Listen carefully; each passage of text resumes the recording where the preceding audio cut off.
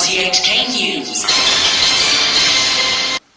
Environmentalists have urged the government and the business sector in Hong Kong to collaborate with Guangdong to tackle air pollution.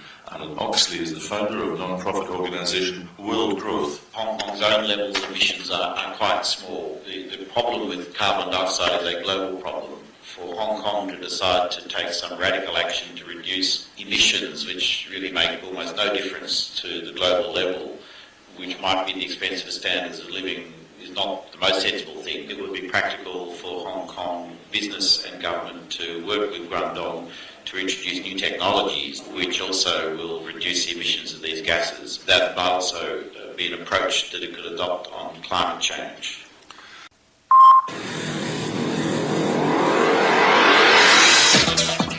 Good evening and welcome to News Wrap with Terry Nealon and Michael Weeks. A report released by the non-profit organisation World Growth suggests that any drastic measures to cut down on carbon dioxide in the city might prompt local businesses to move to the mainland. The group's founder, Alan Oxley, now joins us on the phone. Mr. Oxley, good evening. Good evening. So are you saying Hong Kong shouldn't try to cut its CO2 emissions? Hong Kong's contributions of CO2 to world emissions are very small. It wouldn't really make a whole lot of difference. There are better things Hong Kong could do if it wants to make a contribution to the global climate change problem. And what would those be? Well, one thing would be to look at collaborating with the Asia-Pacific Partnership on Clean Development and Climate, which has been set up by the United States, China, Australia, South Korea and Japan.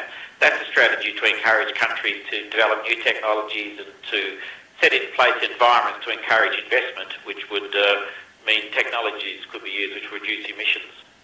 Now, this has come under a lot of criticism, Australia and America, for not signing up to the Kyoto Protocol, but you think this new partnership is the way forward?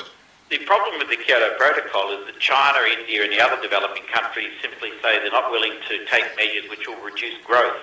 The partnership idea was put together to develop approaches to reducing emissions which wouldn't cut growth. I think it's really got quite a good long-term future. And you think Hong Kong companies have a role to play, especially as many of them do manufacture in the Pearl River Delta anyway? Oh yes, Hong Kong's got capital, it's got intellectual weight.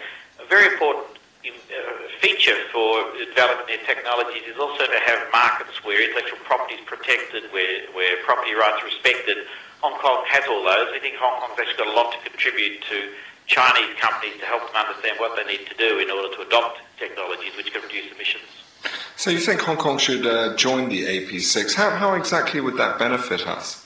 Well, it would be a very tangible way of making a contribution to the problem. I think at least Hong Kong would be able to contribute something to the process which would help reduce emissions, which I think would be more important than Hong Kong trying to cut its own.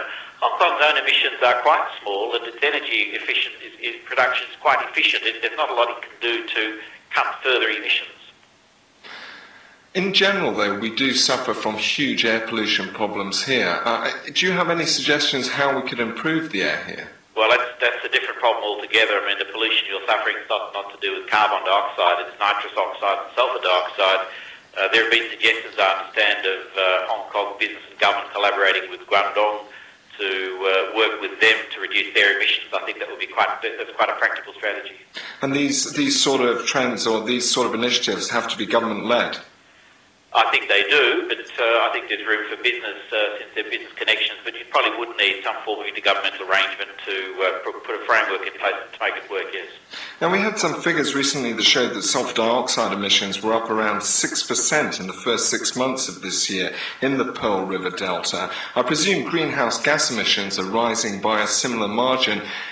Can we tackle this problem?